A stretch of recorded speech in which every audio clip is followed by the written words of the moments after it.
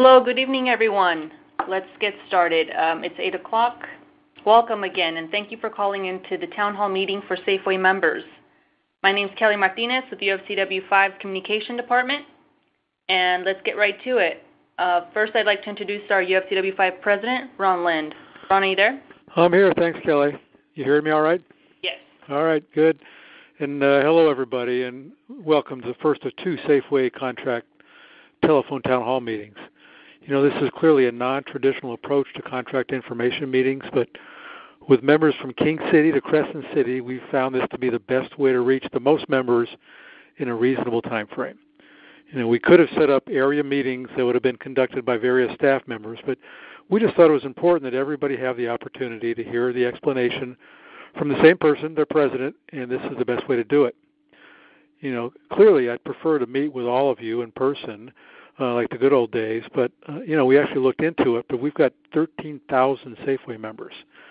We would have had to schedule 20 meetings on 10 days at various locations, not to mention 16 meetings for Raley's employees. Most of our union offices aren't big enough. Getting outside meeting rooms and venues in December is a problem. In other words, a logistic nightmare.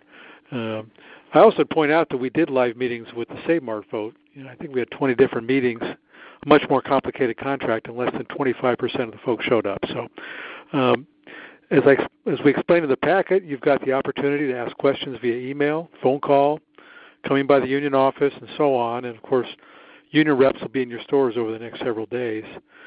As a matter of fact, the process has already begun. We've been getting a lot of great questions via email, and we are working on answering them online individually. We'll also be posting a lot of the questions and answers on the website, and we will be bringing some frequently asked questions and answers out to your stores. Joining me on the call this evening is Joe Sweeney. Joe works for the Siegel Company. He's our health benefit consultant. He's going to be describing the changes to the benefit plan and the reasons behind them. These are very complex, and these are changes that will affect all Local 5, 8, and 648 members in the entire retail food division. Before I go over the proposed settlement, I want to provide some background. So first, I want to thank the hundreds of you, it might even be thousands, who joined your fellow members on the picket lines at Nob Hill and Raley stores during their 9-day strike.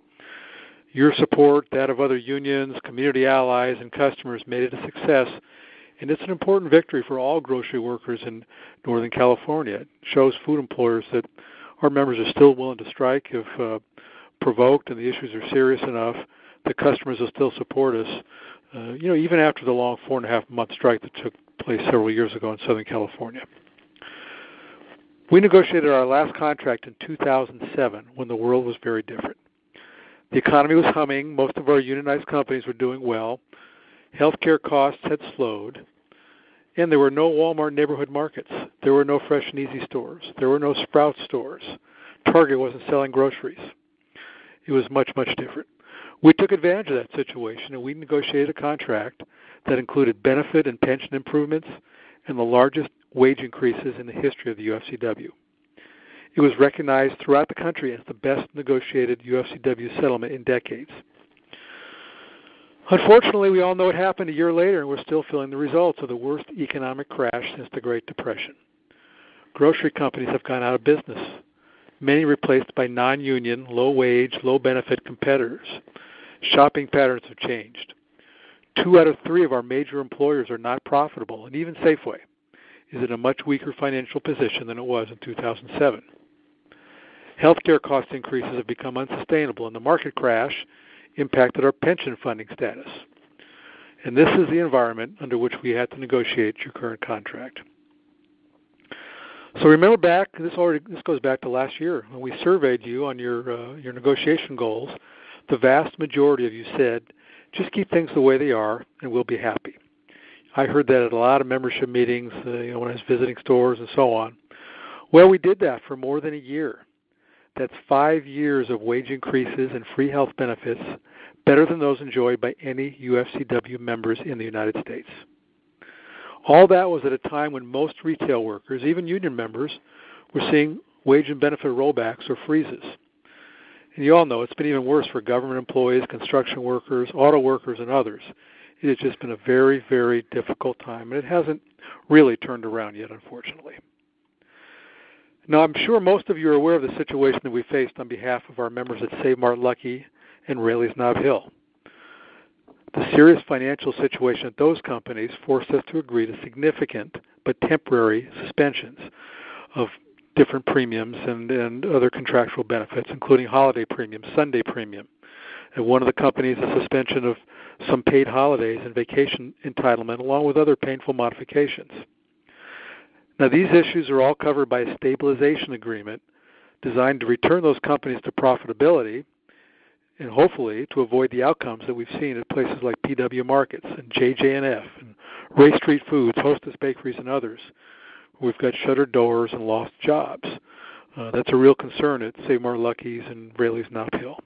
It's a little different with Safeway. There is no such stabilization agreement on the table before Safeway employees. And while Safeway has, certainly complained very loudly about the economic environment and the non-union competition and everything I just talked about, it is much different. And while there are a few economic improvements in this proposed contract, there are no major concessions, either temporary or permanent. None of you are going to notice any sort of reduction in Sunday premium or the number of holidays or vacation or any of that our brothers and sisters have had to face at those other two companies. Now, this is not to say that your employer did not propose significant rollbacks in a lot of those things, but ultimately Safeway agreed that while it too has been impacted, as I outlined, it just couldn't justify a similar approach to the Lucky, Save Mart, or the Nob Hill Raley's. Now, some of you at the end of this are going to no doubt ask, hey, where's my wage increase? Well, to answer that, as I already explained, the previous contract had unprecedented wage increases, which made Safeway's labor costs nearly 3 times as high as some of its major competitors, like Target and Walmart. And secondly, you're actually getting 96 cents an hour. Unfortunately, it all has to go to pay for your health benefits and your pension benefits.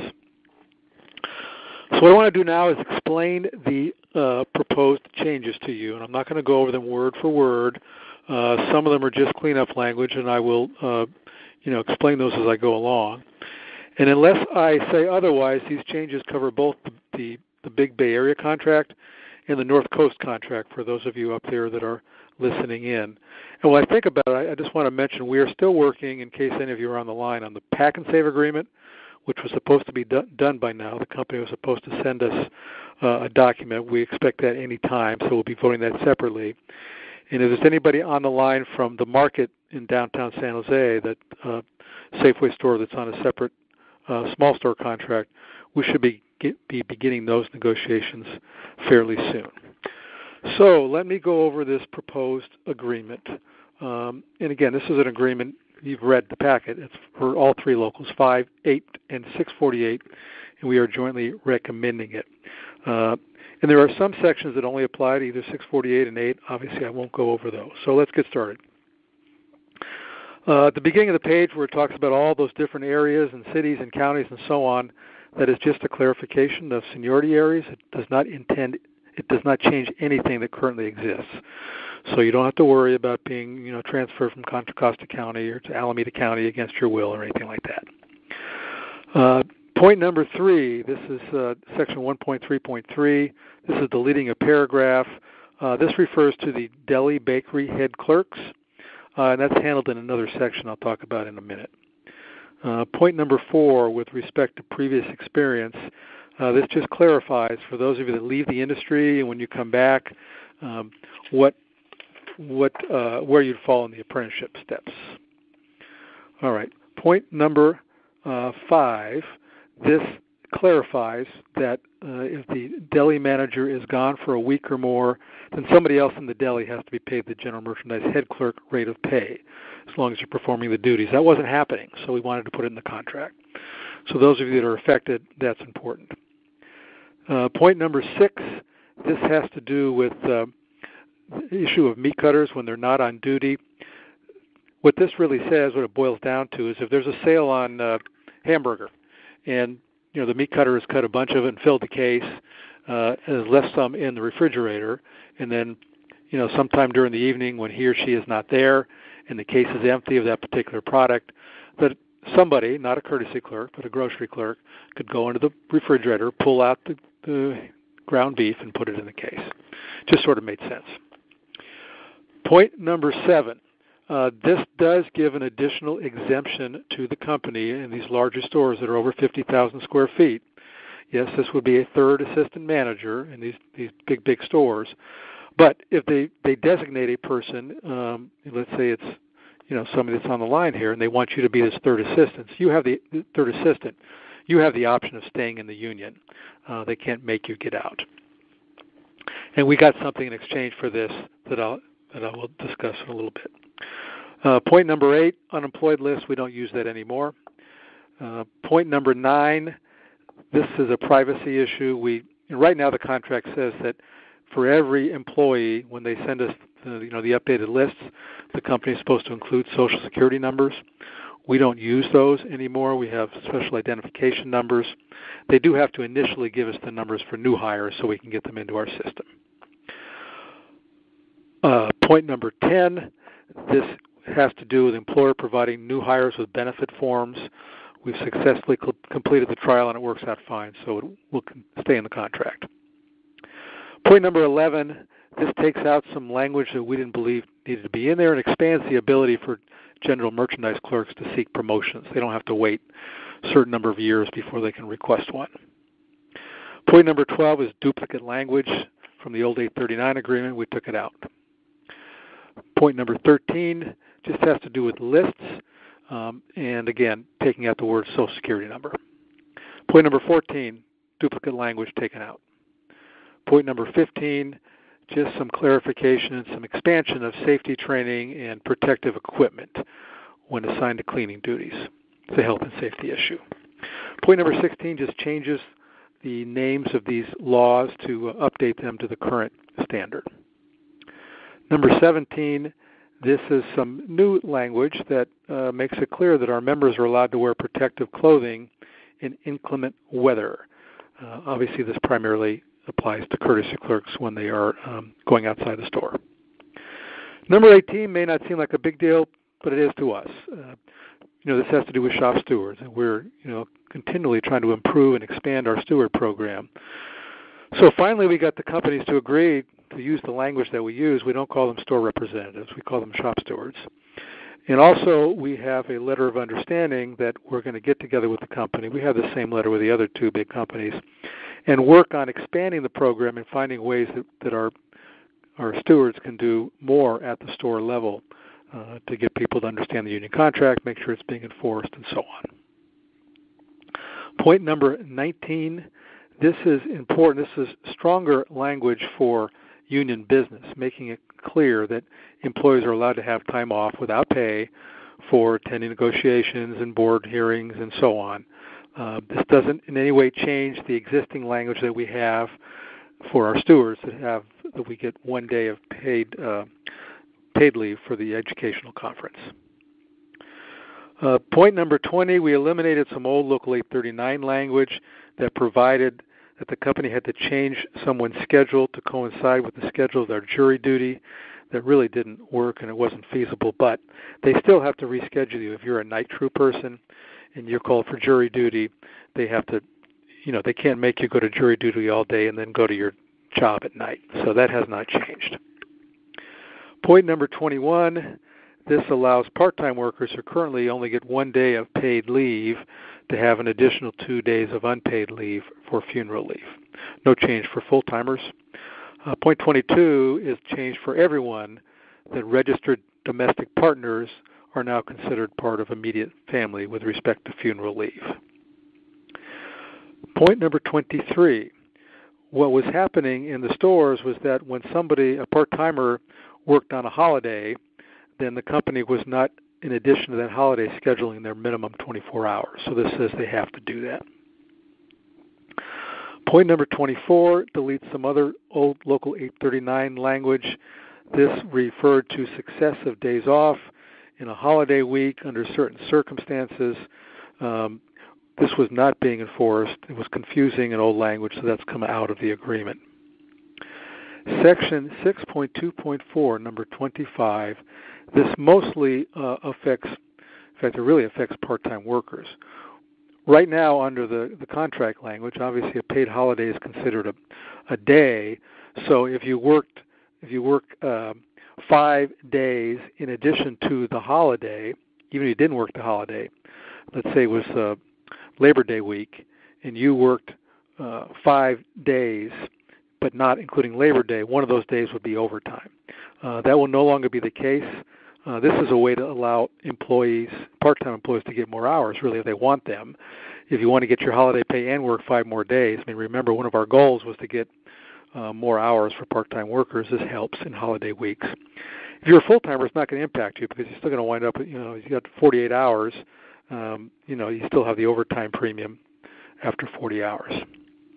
Okay, 26, this is a concession for new hires, and it's consistent with what goes on in Southern California and elsewhere in the country. So anybody hired after ratification, their Sunday pay will be straight time plus $1 an hour.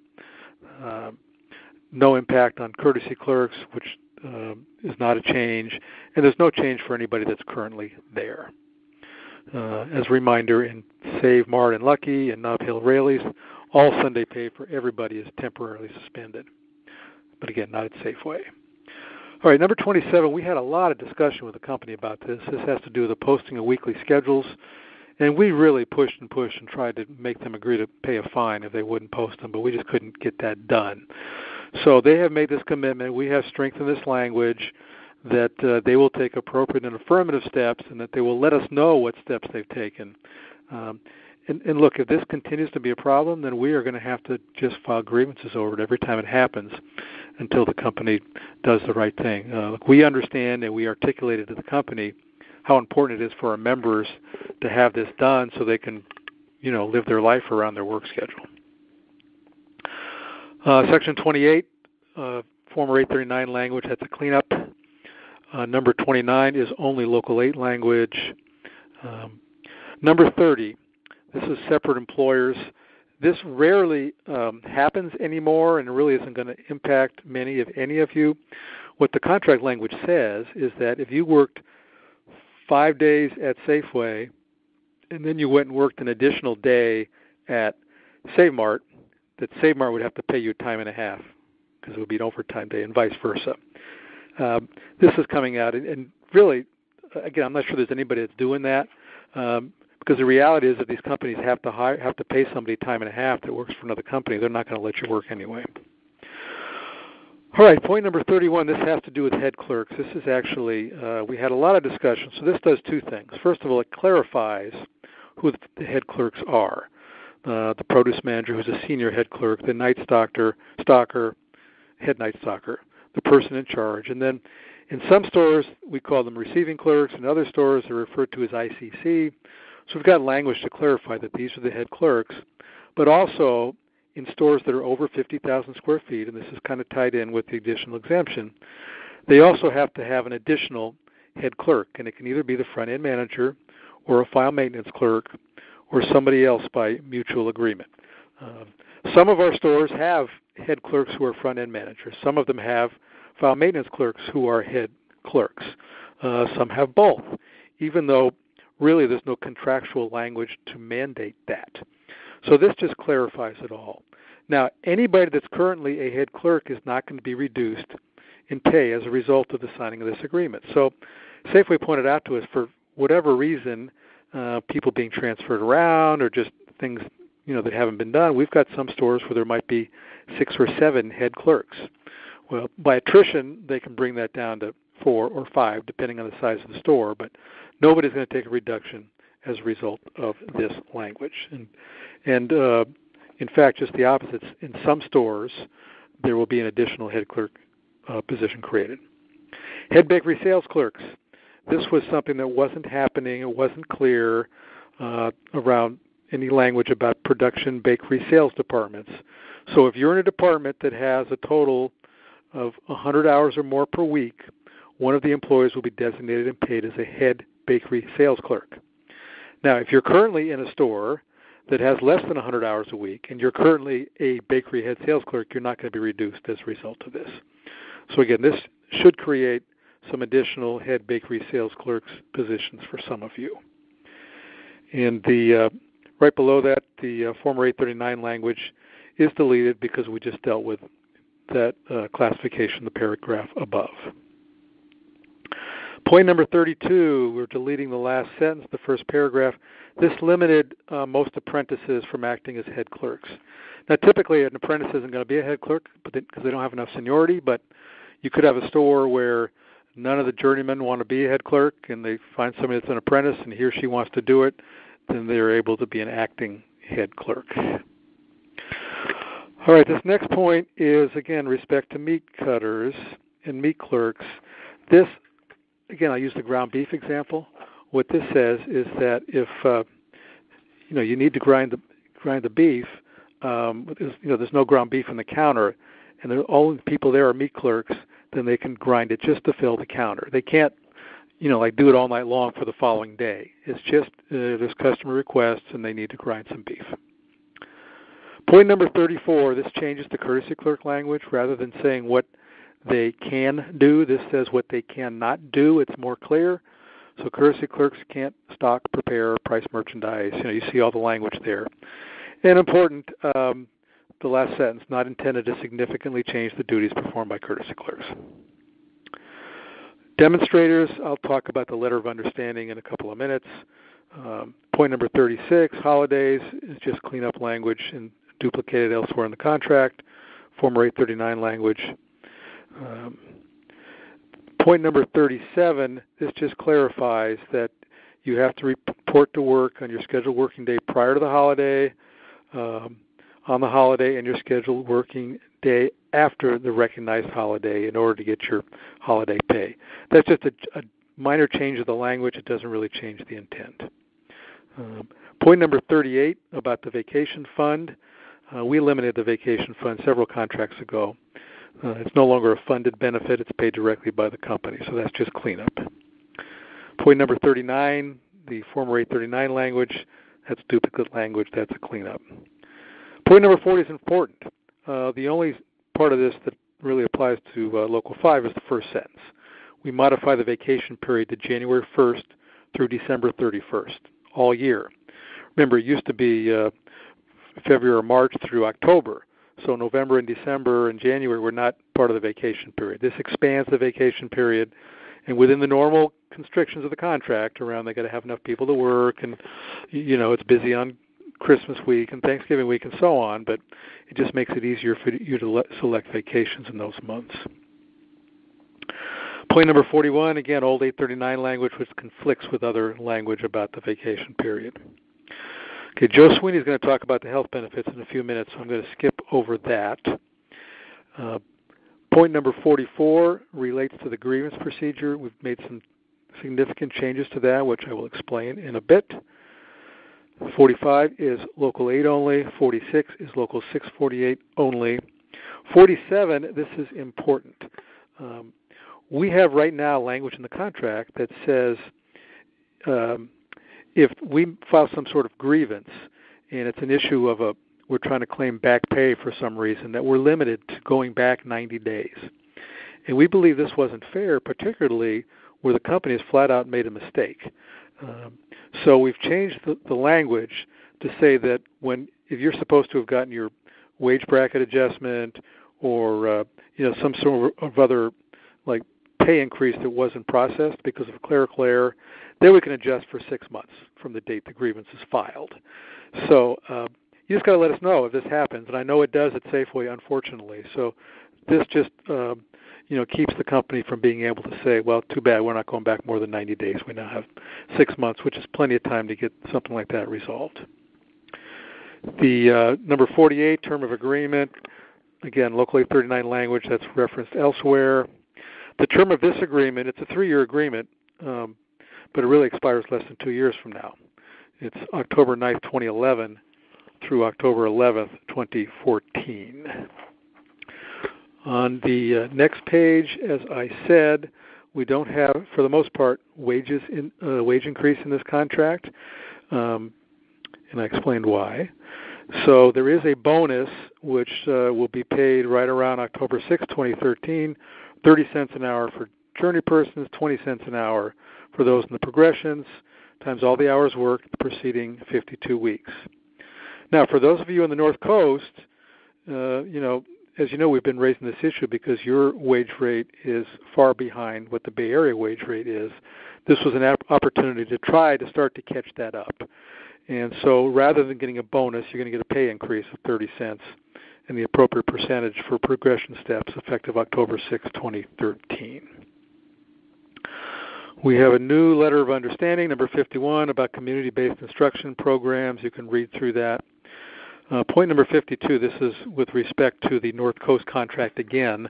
The folks that work up there do not have the same number of holidays and the same entitlement to holidays as we do in the Bay Area. So we've taken care of two issues there. One is that once we ratify this thing, that the floating holiday you currently get, the qualifications are the same as in the Bay Area, which means you don't need to be a journeyman in order to get that floating holiday, which is what the current language says in the North Coast. And then effective after September 1st of 2014, we've got to wait a little while to get this implemented, but after that, if you have an anniversary there on the North Coast, you will be entitled to your anniversary as a paid holiday, just as they are in the Bay Area.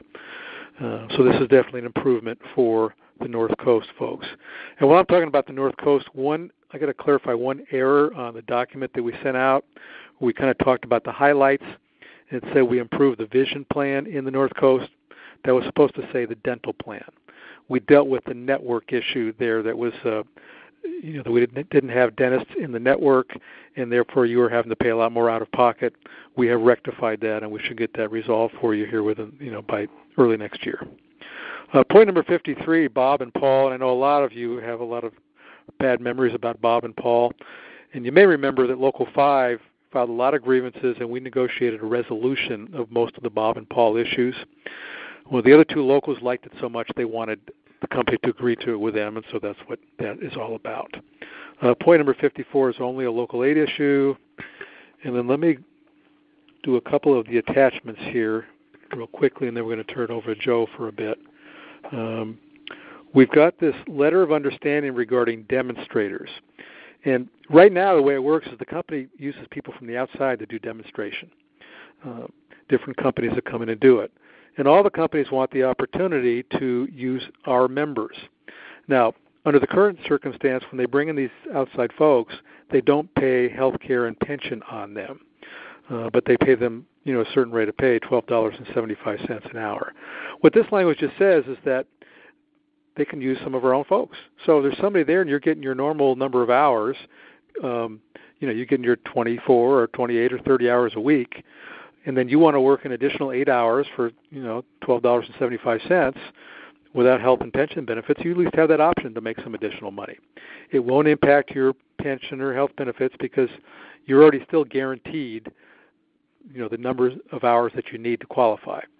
So if you're normally, let's say, a 24-hour-a-week person and you decide to do some of this demonstrator work, they can't use that as part of your 24 hours. This is in addition to it. So again, this just gives our folks that want to do it the ability to maybe make some additional earnings rather than people coming from the outside. The next one is just the side letter I talked about with respect to expanding the steward program. Then we've got the next one, selection of arbitrators, is only Local 8. Same thing with the Safeway fund. That's an old Local 8 issue. I'm not going to go over this entire grievance procedure issue with you, but let me just say this. It does two things. One is it expedites our ability to do boards of adjustment, which is the first step of a grievance procedure. And then secondly, it gives us a number of more available arbitration dates. So the bottom line is, and this is particularly an issue at Safeway for us, it's going to allow us to process grievances more quickly and bring justice to our members more quickly. So we are very happy with the language we ultimately worked out here. We've got some other internal stuff we're going to do to try to make sure that a lot of backlogs of Safeway grievances get resolved. But I'm not going to read through all of that language. Okay, I think the rest of this really applies to the health plan. Let me just make sure I don't have anything else attached here that I'm forgetting about.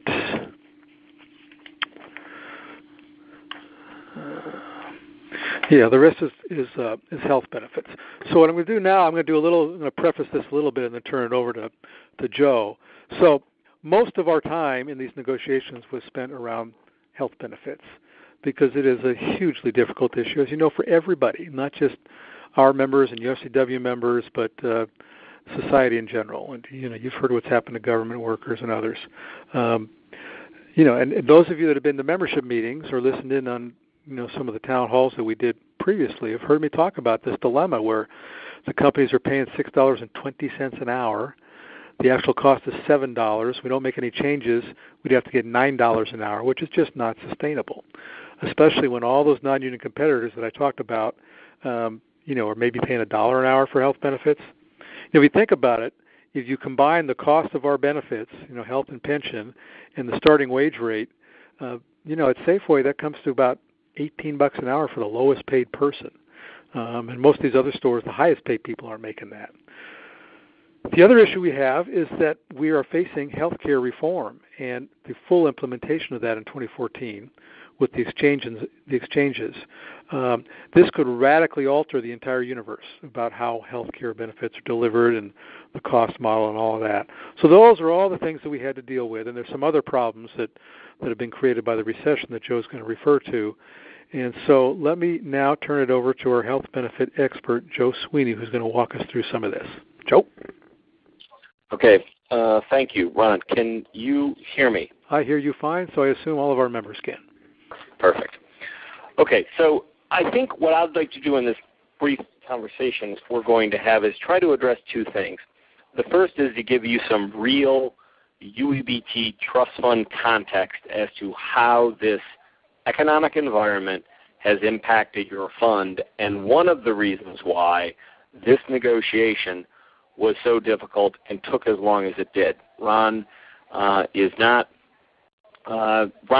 absolutely correct in the fact that the healthcare aspect was very, very difficult for a number of reasons. The economic environment being one. The fact that the economic environment changed the enrollment and the demographics of the trust fund was just another kind of compounding aspect. Ongoing healthcare costs. The fact that healthcare continues to increase at a significant rate each and every year, and us trying to manage that healthcare trend rate is exceedingly difficult. And then finally, as Ron just mentioned a moment ago, there's healthcare reform. So there's these four things that kind of all collided at the exact same time to make this health and welfare aspect exceedingly difficult. So let me give you some real context in your own trust fund on what I mean by kind of the impact of the economic environment and the impact of enrollment in demographics. So in 2008, and let me step back first, every hour that people work, a contribution goes in the health and welfare plan. And when you add up all the hours worked and you multiply that times the number of people, that's the amount of money that we have to cover for each and every person in the health plan. So in 2008, there were approximately 91 million hours of contributions paid in on behalf of all the working people in the trust fund. 91 million hours times $6.20 is about $565 million. So $565 million was what was used to essentially pay the benefits for every working member, all of their spouses, all of their children, and all of the retirees. That was 2008. You fast forward to 2012, and what we have is 79 million hours being contributed to essentially cover all of the members, all of their dependents, and all of the retirees. When you look at 79 million hours, you multiply that by the contribution rate, you get about $489 million. So you see there's a huge difference just in the 4 years based purely on the economy, because as you guys know better than anybody, what happened was the hiring stopped, the number of hours people were given slowed down, and yet the number of people that everyone still maintained their coverage, but everyone was getting fewer hours, and there was no new bodies into the plan. if you do the math on those two numbers, there's a $75 million difference between those two numbers. And if I try to identify what that's worth on an hourly contribution rate, it's over 90 cents an hour. So 90 cents an hour gives you the difference between 2008 and 2012, all driven by the economy. Safeway, clearly, as Ron indicated, isn't in the financial distress as the other ones, but as you guys know, they were impacted by the economic environment just like everybody else. But then when you add Safeway and Raley's to the mix, this is the reason why the trust is dealing with the economic environment, because it truly impacts the amount of money we have to spend. Ron mentioned the cost of healthcare and the ongoing cost of healthcare and the fact that it's increasing at a very rapid rate. Let me give you some, again, UEBT-specific information that you might consider when you're looking at this agreement. In 2006, the active benefit cost for benefits that are pretty much identical to what they are today was about $600 a month. In 2012, those same benefits were $925 a month.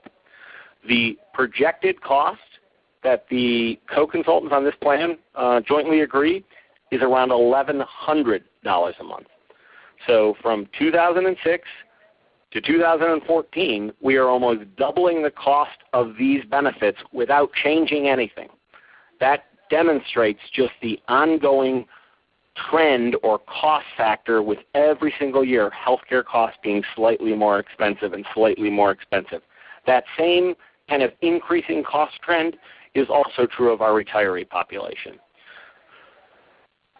Ron, I think, also mentioned, but let me just underscore that when we got together and gave Ron and the other bargainers numbers, what we told Ron was, well, the current contribution rate is $6.20, and if you want to change nothing, what we need in the term of this agreement, at the end of this agreement, we need a contribution rate of $9 an hour. So we need to take the contribution rate from the current $6.20, and we need to bump it up to $9 an hour. That's the projection of what will allow us to keep the benefits as they are today. And as Ron properly indicated, that's just an unsustainable contribution rate given kind of what's going on in the environment that you folks are working in. So the contribution rate of $6.20, the proposed contribution rate of $6.50 going up to $6.80, let me kind of share with you where that sits as it relates to other UFCW plans in the country. And we have the benefit of looking at what other UFCW plans' negotiated rates are. And your contribution rate is the single largest contribution rate in the country. And it is the single largest contribution rate in the country by a $2 margin almost. So it's not like you're 20 cents apart. You guys are $2 ahead of everybody else. And the dilemma that we had to deal with in bargaining, and Ron and the rest of the bargainers had to deal with, was, okay, if we know we're not going to be able to get $9 an hour, then what can we do to make sure that we have a comprehensive plan offer to the members and their families and to retirees, but also slow the growth of these healthcare expenses and slow the growth of this healthcare trend? And that's really been the mantra of this new plan design. And why don't I just briefly go through some of the kind of key points of that. So in order to slow that growth, one of the things we're going to ask is we're going to ask members and their families to become more intelligent consumers of healthcare costs. And some of the ways we're going to ask that to be done are things like the market price drug program, where we're going to encourage members and their families to use lower cost prescription drug alternatives. If there are two different drugs available and one's lower cost, we're going to ask that member to use the lower cost one. We're going to implement the same type of policy on a medical reference-based program. If there's a procedure that has two different and very wide variations in cost, we're going to seek and ask that member to use the lower cost provider so long as the outcomes are the same. So long as we're not jeopardizing outcomes, we're going to seek and encourage the members to use those lower cost, more efficient providers. We are also going to do things kind of globally from plan administration standpoint to things like the working spouse program. Currently, the working spouse rule says that if you have a working spouse and he or she has insurance and that insurance costs $80 or more a month, they are not required to take that insurance, and they can use the insurance through this trust fund.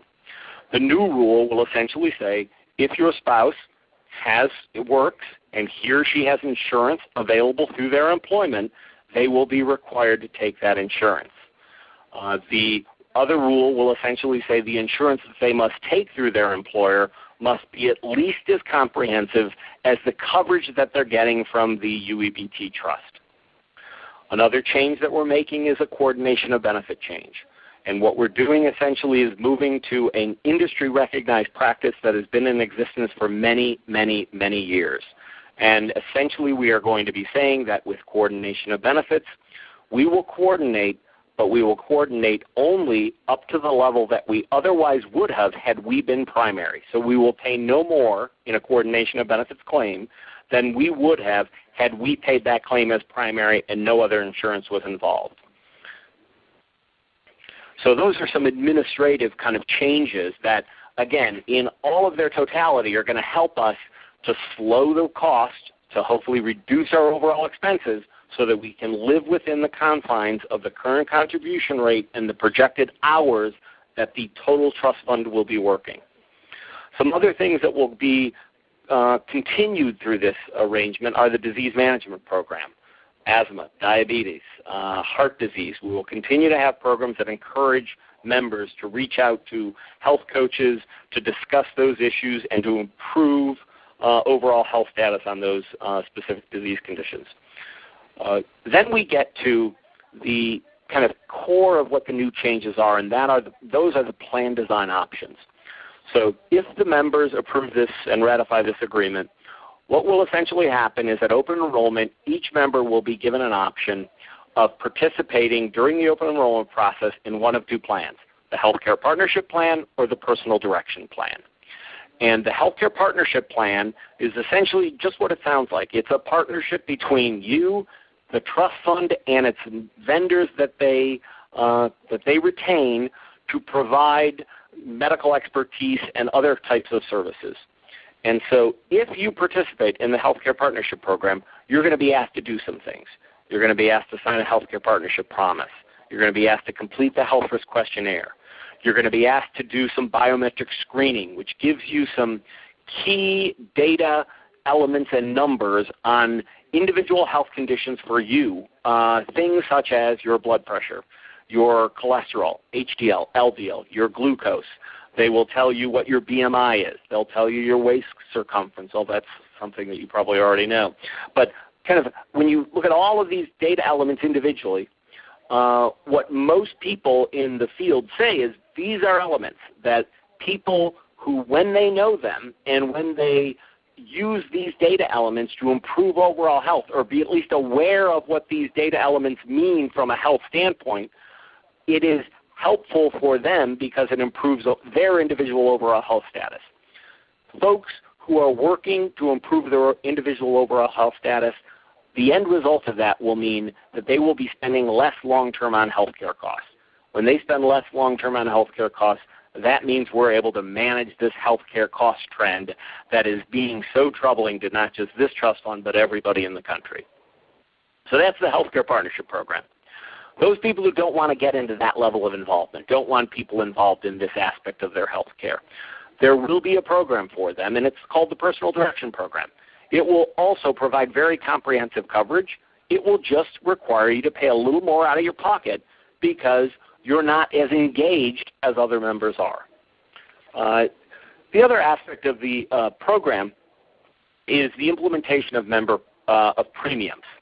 Member premiums broadly, but really spousal and dependent child premiums, because with this program, the member will continue to pay nothing if it's just the member for their health care. The premium for them is zero.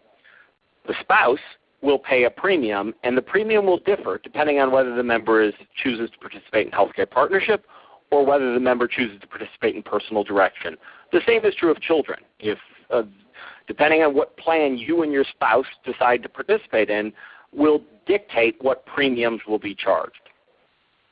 Now, for those of you who are in the HMO program, the design and the desire is to have the same kind of two-tier structure, a program that essentially says, if you're willing to work with us, we are going to give you a slightly better program. Your premiums will be slightly smaller. If you're not willing to work with us, your premiums are going to be a little higher and you're going to pay a little more out of your pocket. So the concept is that under both the HMO and the indemnity PPO plan, this two-tier structure will be in existence. If for whatever reason we're unable to do that through the HMO and specifically Kaiser, you will be notified that during the open enrollment time. The dependent premium has a 3-child max to it. So those of you who have 4, 5, or 6 children, the maximum amount that will be charged is a premium of up to 3 children, and anything after 3 children is essentially at no cost. The HealthNet HMO will no longer be a program option to the members of the UEBT Trust, and that will coincide with the implementation of this new plan design once and assuming you as members choose to ratify this agreement. So other than the kind of core plan design changes that I just mentioned, there's several other tweaks that are being made, and let me just briefly go through those. We are changing the vision service plan. They are the provider that currently provides your vision benefit, and what we're doing is essentially narrowing that network, going into a more efficient network, saving the trust fund about $1 million. And the benefit of this network, quite frankly, is that when we look at the utilization, when we look at the 45,000 members that are in this plan and their spouses and children and retirees, what we find is virtually everyone is already using a provider in this narrow network. So the movement to this narrow network will save us some significant dollars, and yet should not pose any real impediment to you and or your existing provider choices as it relates to vision services. We are changing some disability benefits. The disability benefit will be changed for those people in the Plan A, Premier, and Plan B, Ultra. The change will be to a 4-month disability benefit on a rolling 36, and then those people who qualify for total permanent disability and Social Security coverage will no longer be offered a 12-month extension of benefits. So those kind of in total and at a very high level are the active benefit changes. Assuming you ratify this agreement, you will be provided a significant amount of information in the open enrollment process that will give you detailed information on how you can participate in either one of those 2 options.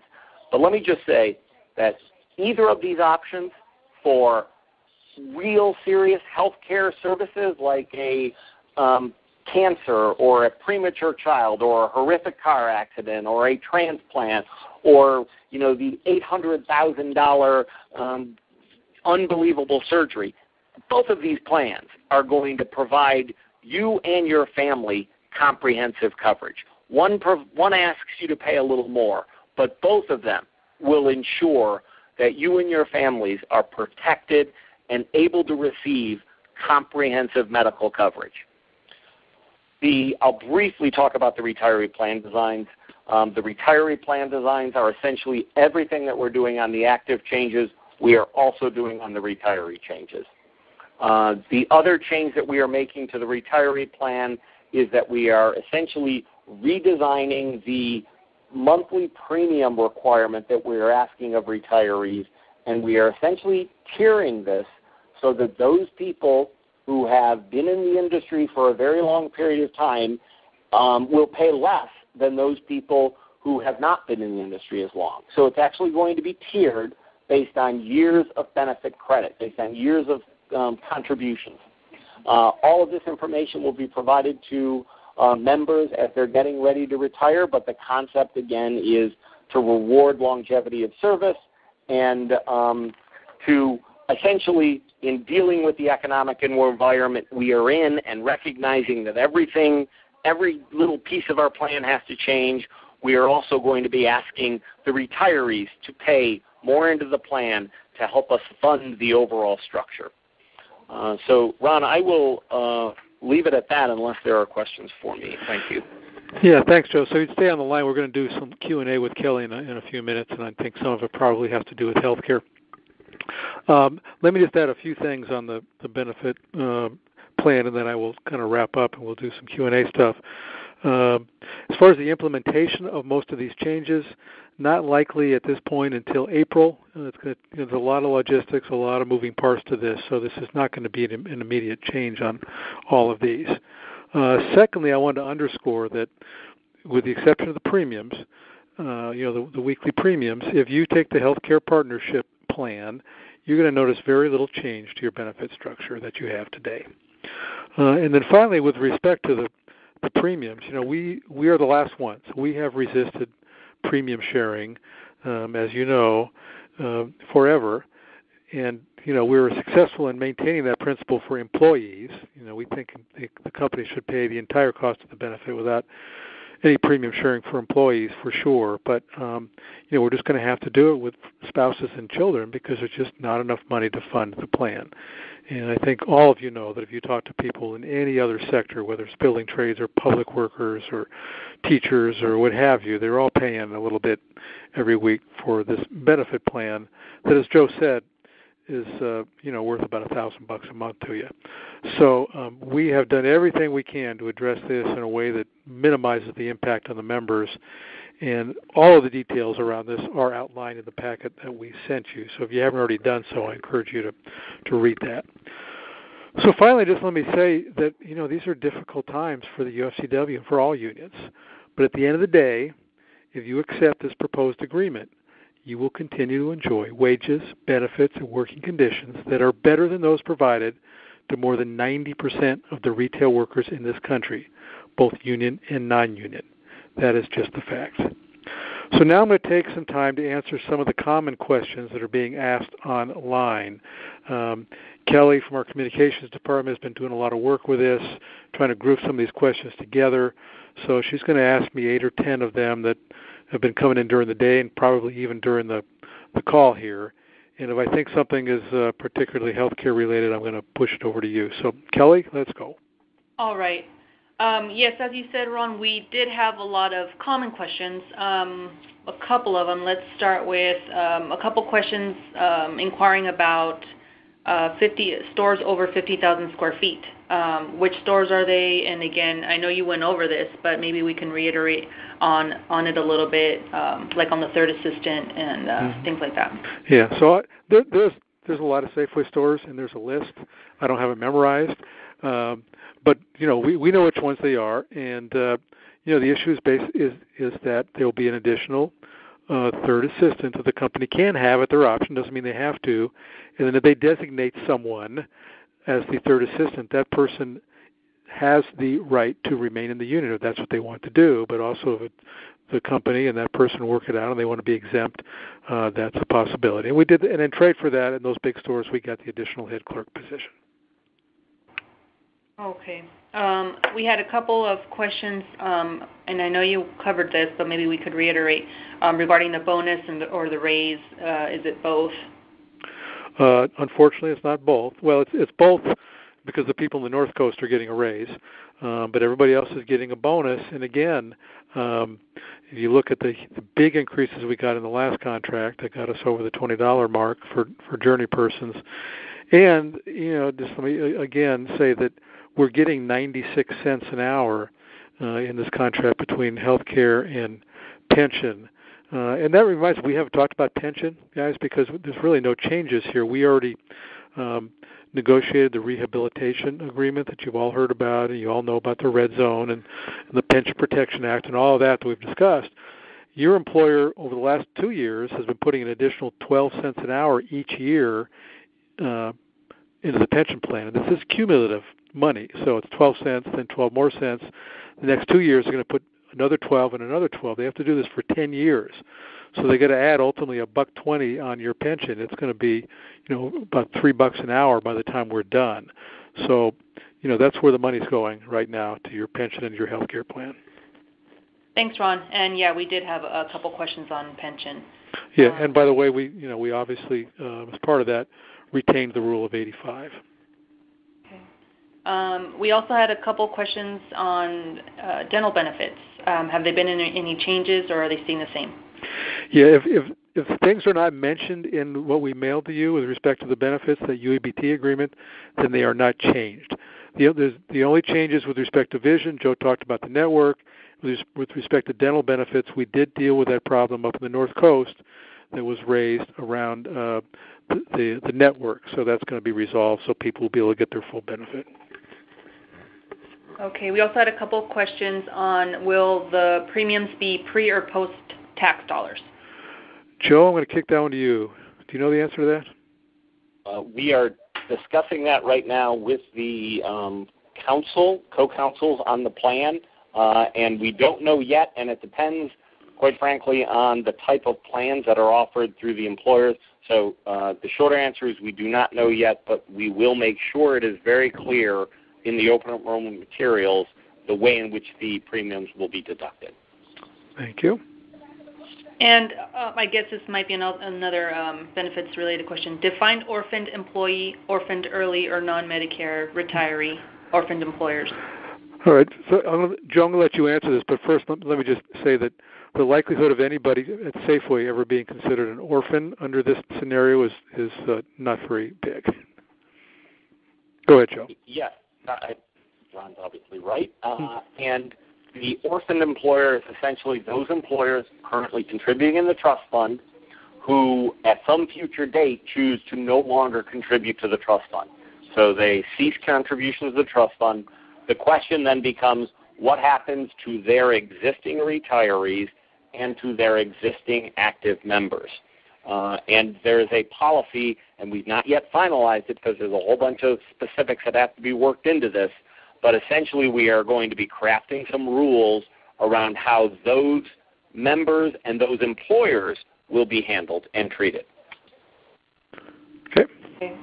A couple questions on full-time, if there's any changes on that. Will it be like the Save Mark contract in that respect? No changes to the issue of full-time work. We tried to get some additional language around full-time guarantees, which we got at Save Mart, but boy, the folks there had to trade a whole lot. I mean, this is the concept behind the stabilization agreement.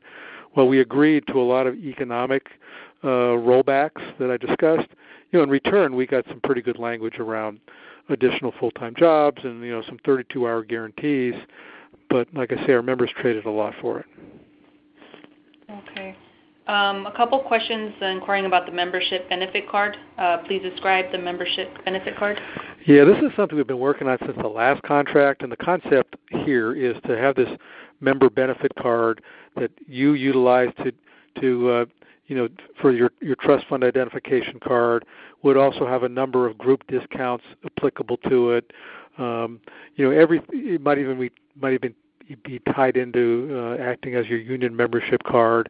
We're still developing that. There could be a lot of other benefits. There's things like you could use it as a debit card, all different sorts of components, but it's not yet been completely put together. Okay. Next question. Why or how is it possible for my employer and my union to be involved with my personal health in order to maintain my health benefits? Where does HIPAA come into play in this scenario? That sounds like a Joe question. And that's a very, very important question, and let me be really specific about this. Every single issue as it relates to HIPAA and the protection of the members' personal health care information will be maintained. This is an issue where the trust fund will be hiring outside vendors to assist us, much like we use physicians right now to assist in the rendering of health care. These are just different types of vendors that are going to assist us in helping us to more efficiently manage our total health care population. But the protection of people's personal and individual health care information will be strictly maintained and held. And I think that's incredibly important because we want people to understand that this is not something where information that they share is going to be wildly distributed, throughout. It's not going to be shared with the employers. It's not going to be shared with the locals. It is going to be strictly maintained at the trust fund level, which is where every piece of healthcare information is currently maintained. Okay. Okay.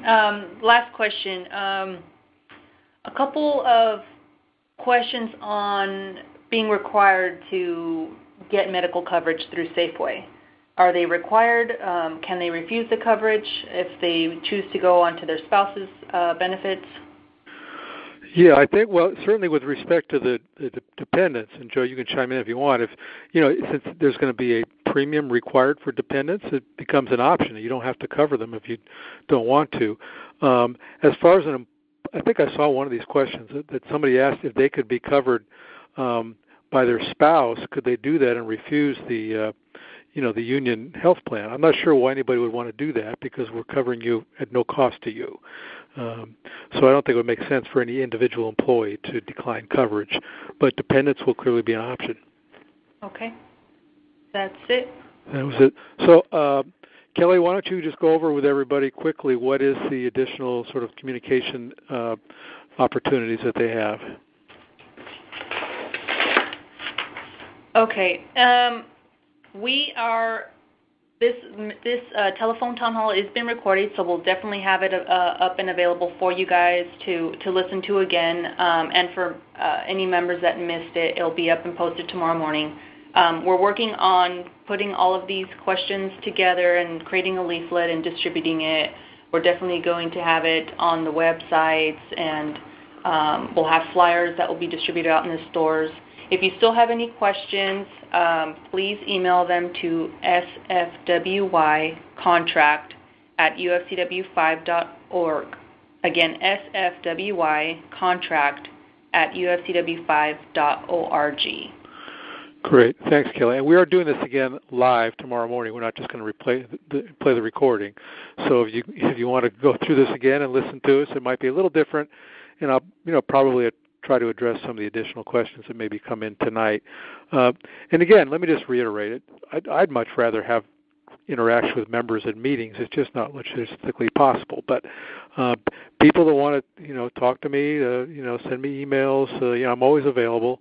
And I do try to respond to member contact when possible, and as quick period of time as I can. But just keep in mind, we do have a lot of members, so sometimes it takes a while. Your best bet is to go through the address that Kelly just gave you, and we'll have multiple folks sort of answering those questions. So I want to thank everybody for their time. Thank you for participating. We are recommending, obviously, the approval of this contract, and look forward to your additional questions, and have a great evening. Good night, everybody.